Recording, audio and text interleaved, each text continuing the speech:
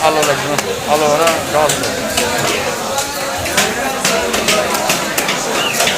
ভালো ব্যাড না দেখি না জানা যায় ডাক দেখবো আর দেখতে হবে